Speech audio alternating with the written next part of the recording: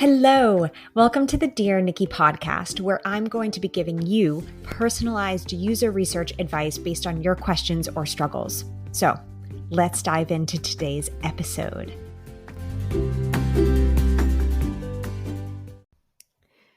Hello, everybody. I am excited to be here, but I must admit that this is not the first go around that I've had of recording this particular episode, but hopefully it will be the last. I have tried to record this episode a few times now. And the first time that I tried to record it, I was super excited about the topic. And it was actually a topic that I thought of without being asked about it. And I tried to record it while I was on a walk with my dog Poncho.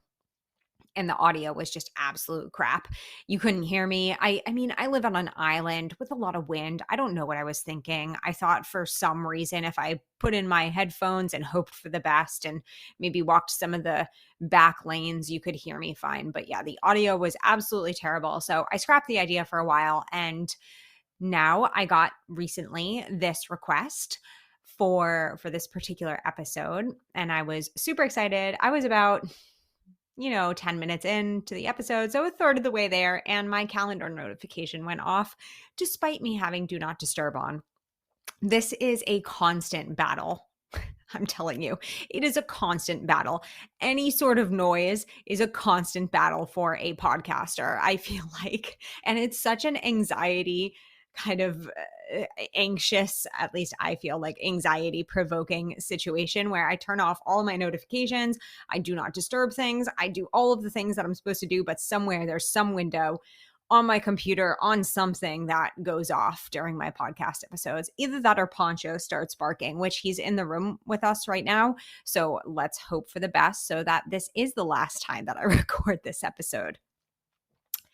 Anyways, the topic for today, I am very, very excited by, and I'm going to tell you about it right now. So I had somebody write in saying, you have mentioned a number of times about the common mistakes self-taught experienced people make within user research in various episodes. I was hoping you could double click on that in an upcoming episode and just focus on that topic. Yeehaw, I am excited. I didn't use yeehaw in my last recording, so that's a gem. Anyways, I love talking about the mistakes that I made. And the things that I will share today are definitely mistakes that I've seen in the field. They're not just mistakes that I have made. There are mistakes that I've seen with my students, just with colleagues, with people within my membership. There are plenty of people who have also been through these mistakes, but I like calling myself on my own stuff. And that's where I feel more comfortable. So I'm going to primarily talk about them as mistakes I've made as a user researcher. So also I can give some concrete examples, but they are mistakes that have been made in the field in general. So I went through and I made a quick list because I would have just forgotten them.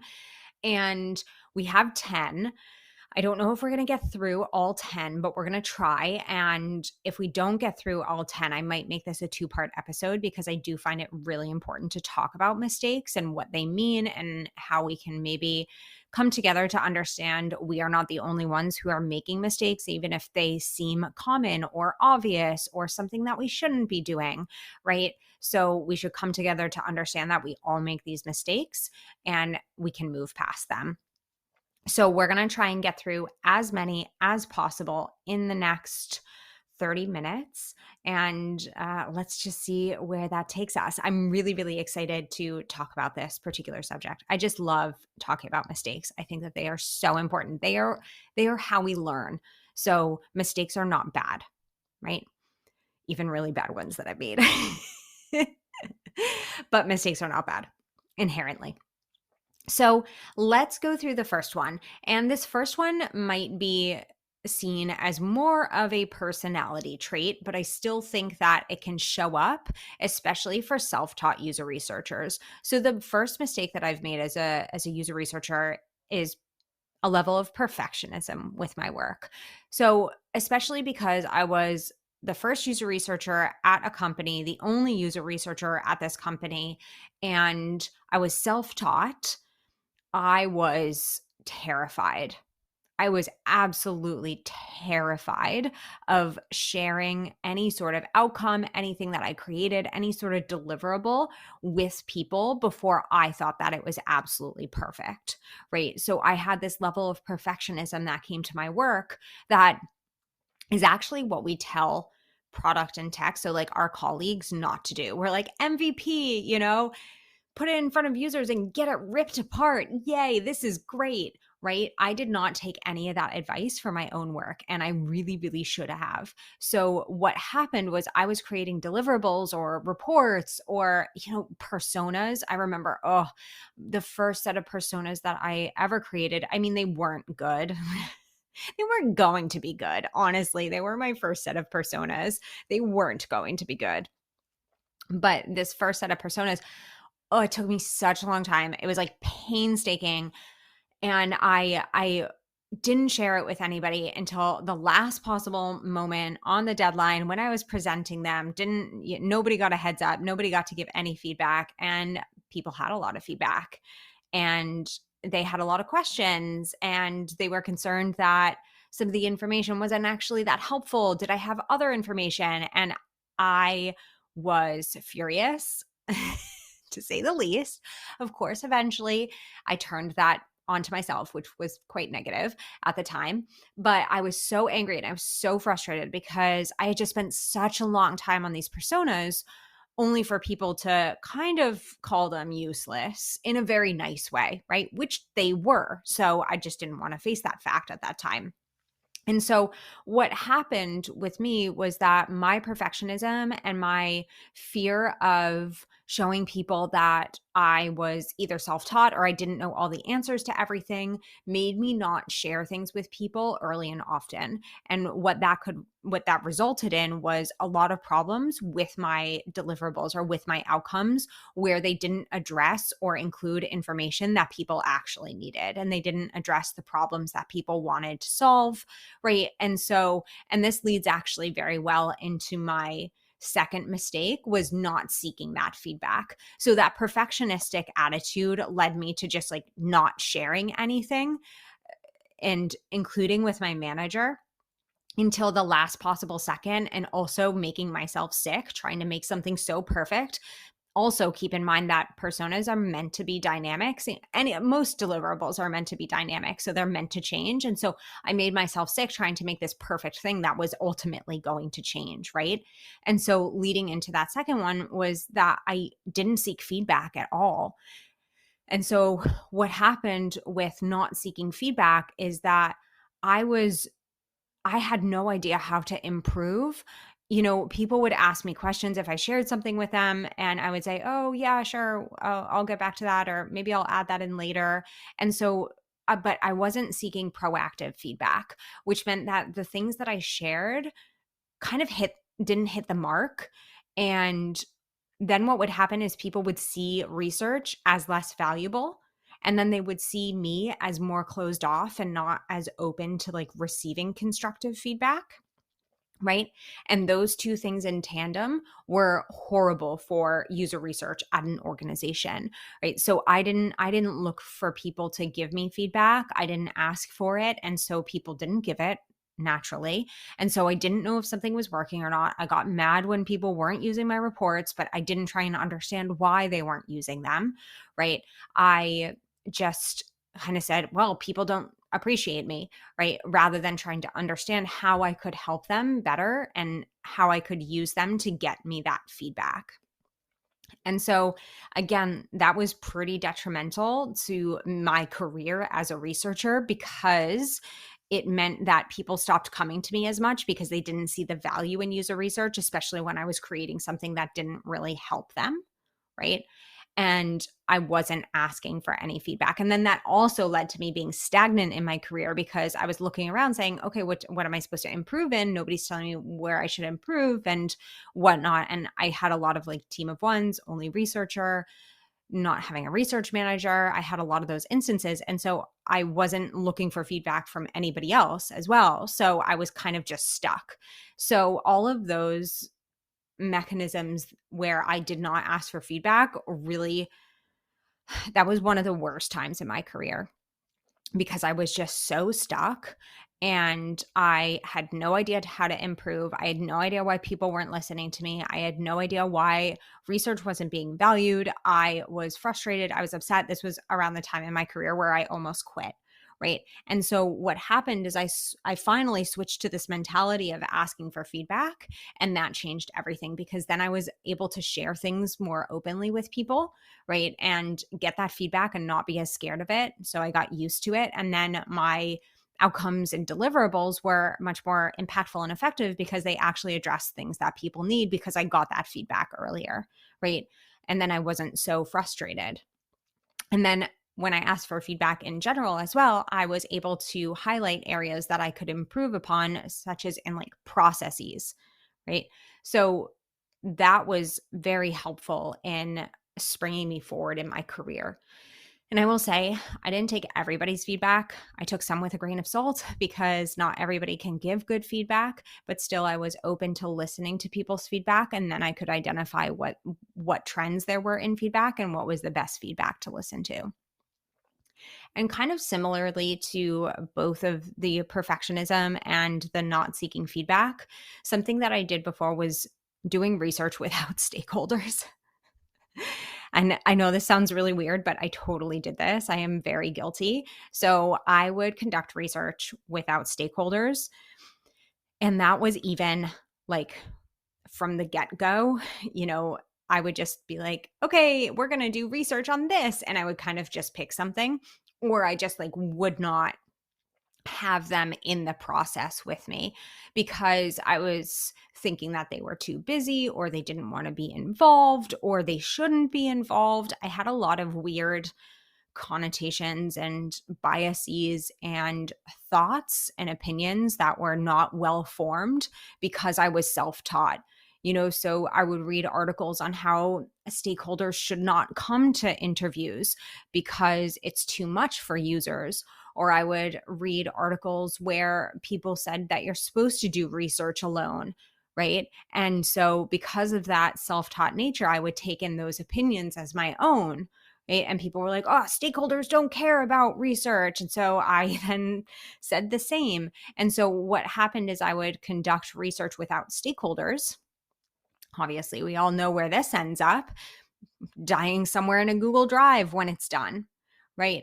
So when we don't involve stakeholders in our research, we're essentially doing the same thing as not involving research and or users in product development, right?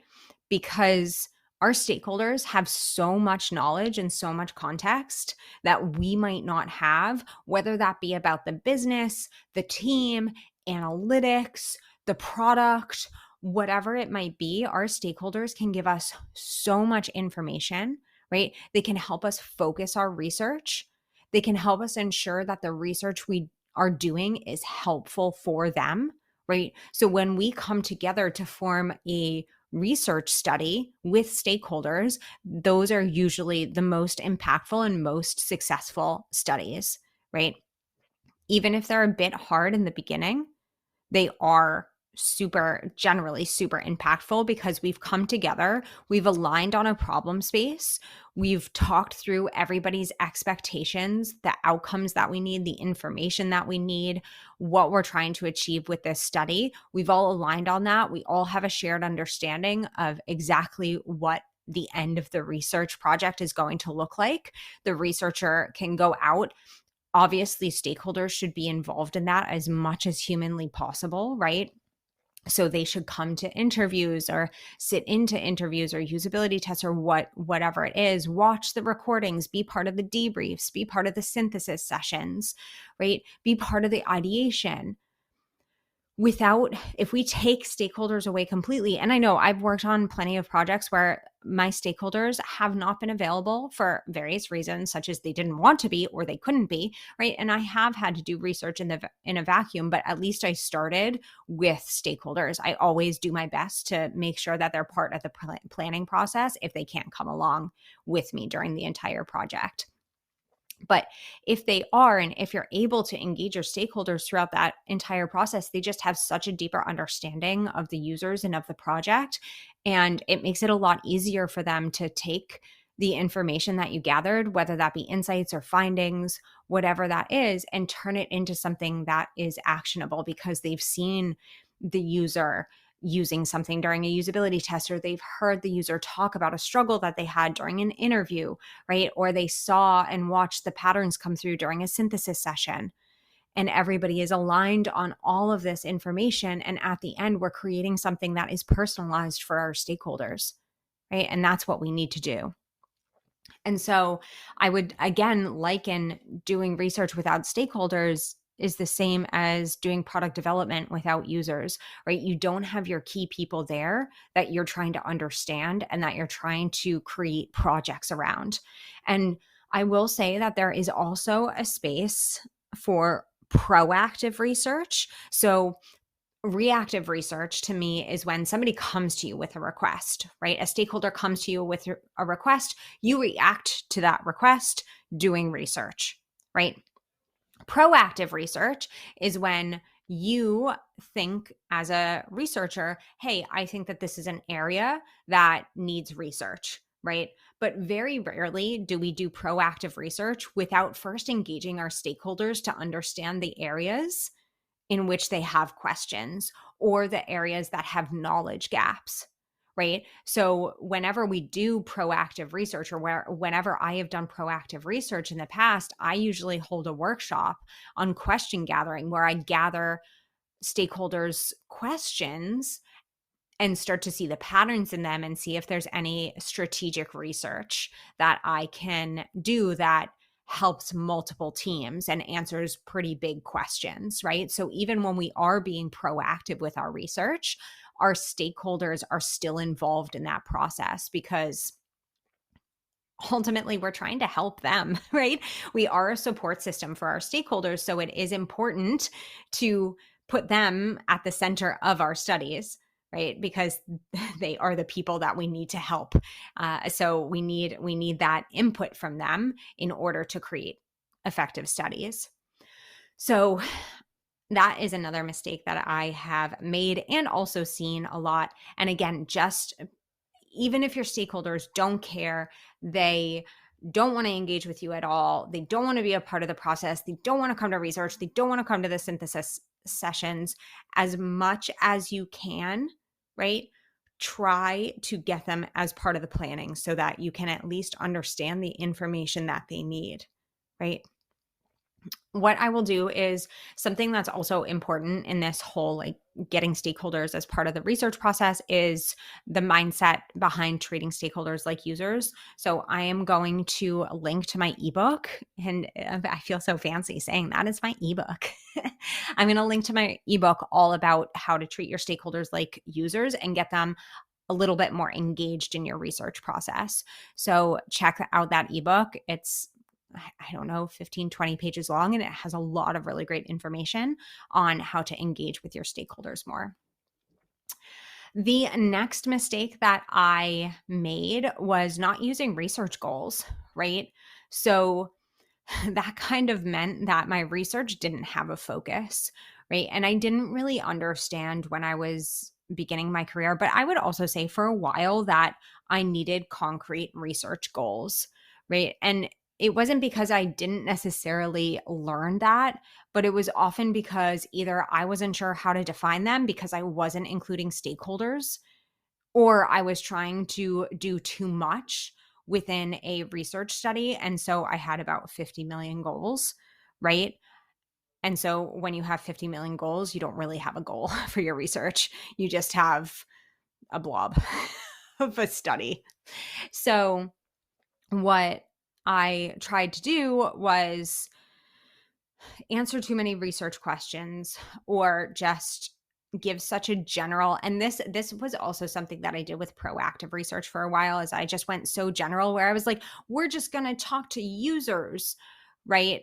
And because we just need to understand them, and because I lacked goals, what happened is like I almost had a different conversation with every single person I spoke to, which does not make for any sort of fun synthesis or report building.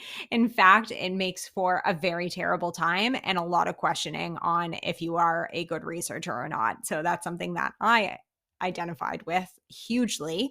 That was another part in my career where I almost quit. I should do a podcast episode on that. All the times in my career where I almost quit as a user researcher. But so by not using research goals, my studies would often lack focus, and that was absolutely detrimental because that means that I did not align with anybody on what was also needed, right? So if I didn't have research goals, that meant that I certainly didn't talk to my stakeholders about what their goals were, which meant that maybe I had some things in mind that I was interested in, right? But because those weren't apparent, because those weren't explicit, I could not have come to a shared understanding with any of my stakeholders about this, which then means that I probably wasn't getting information that was helpful to anybody, right? So research goals, while they do help with focus and consistency, right? We don't want to be asking participants different questions and covering different topics within the same study, right? We want consistency throughout our research sessions. So where it does help with focus, it also helps with getting that shared understanding with your stakeholders, putting that stuff out there like, hey, everyone, these are the goals that we have. Do these make sense? Let's tweak them together. Let's come to that shared understanding so that we can get the right information out of the study. So it allows us that focus and also allows us to get the right information that everybody needs. And so without those research goals, my sessions were all over the place. I didn't have a lot of consistency. I struggled so much with analysis because every conversation was different. I mean, they were all fascinating, but they were different, right?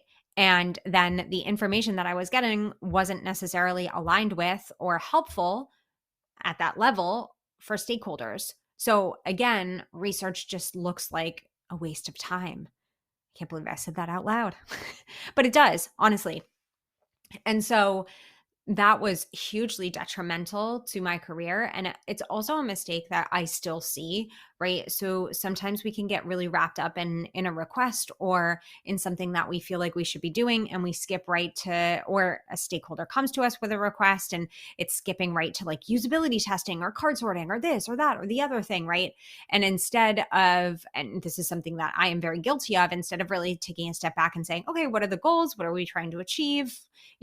I just kind of went with it because, again, it's very exciting to get requests, right? And some requests might seem really obvious, so we don't feel like we need to write goals down, but it's always helpful because, again, we have that opportunity to create that shared understanding with stakeholders to make sure that we're getting that right information and not just assuming that everybody wants whatever information we think, right? And then we're also reinforcing focus for ourselves. And then we are at 23 minutes, which is just unbelievable. So we're just going to talk about one more, and then I will do a part 2 for the next 5 of the mistakes. So the last mistake that I've made for this particular part as a user researcher is not thinking about recruitment criteria and screener surveys. So trying to research everyone, right? Sending out a survey to everyone, sending out a study to everyone, recruiting everyone for interviews or everybody for usability tests. And this is born of that not having research goals. So if we don't have research goals and we don't have focus for our research, then what happens is like, how are we supposed to know who we're meant to talk to? Right? So research goals can help us with thinking about that recruitment criteria, right? So, and this is actually a mistake that I made as straight up as a senior user researcher. So I was lax with my recruitment criteria for a lot of time. And I think that that was because I worked in the B2B space. And so it was just very natural that I would find people within my niches that I wanted to talk to. So when I moved into the B2C space, like my recruitment criteria and like screener survey skills were not honestly the best. And as I said, I was very lax with them. And so what happened several times is I would recruit for studies and get the wrong people because I would ask the wrong questions for the screener survey, or I wouldn't really think about asking questions on a screener survey. One of the most common examples that I give people is when I was working at a travel company, I was trying to understand how people plan travel. So it wasn't necessarily like the purchase or, necessarily the inspirational phase, but rather when they got right down to it, how did they plan? What was their step-by-step process that they went through when they were planning? And what happened is I was kind of crap at recruitment and screener surveys. And so I had just asked people if they had traveled recently, like in the past 6 months or so. And people had said yes. And I was like, great, come on in, let's chat. But it just so happened that some of the people that I recruited didn't plan their trip. They had traveled, but their wonderful significant other, friend, family member, whomever it was, partner, had been the one that planned the trip. So there were a lot of crappy conversations and a lot of time wasted that was very, very embarrassing for me. And then the deadline had to get pushed because I had to re-recruit people. So really thinking about recruitment criteria and exactly who you want to be talking to is so super important. And I would say that this is also when it comes to recruitment or who you want to talk to. So your representative sample. This is also very important when you come to thinking about survey sample sizes. So your survey sample size should not necessarily be your entire population, right? Or the entire audience or your entire traffic to your website. You should try and look into your representative sample because that will give you a much more accurate sample size for your survey, right? So looking for recruitment criteria, or you can call it that, or just like who you should be talking to, whether that be in a one-on-one interview, usability test, survey, tree test, whatever it might be, is so super important. Because if you don't think about this, you might not get the right information. And again, there were times where my recruitment was very, very lax, and I was very, very lucky for a good deal of my career when I was in B2B. I had really great colleagues. But when I moved into that other space, it was so lax and I really didn't think about it. So even if you're assuming that your recruitment criteria is going to be fine, or you're assuming that you know who your representative sample is, always just try and think about it and make sure that you're very intentional about who you're going to talk to. So that is it for today's episode. Those were the first 5 mistakes I've made as a user researcher and that I've also seen happen a lot in the field. So for next week, we're going to dive into the second part. It's a surprise second part of this particular topic where I will go through 5 more mistakes that I've made as a user researcher and also that I've seen within the field. So I am excited to dive back in next week, and I'll see you then. Thanks.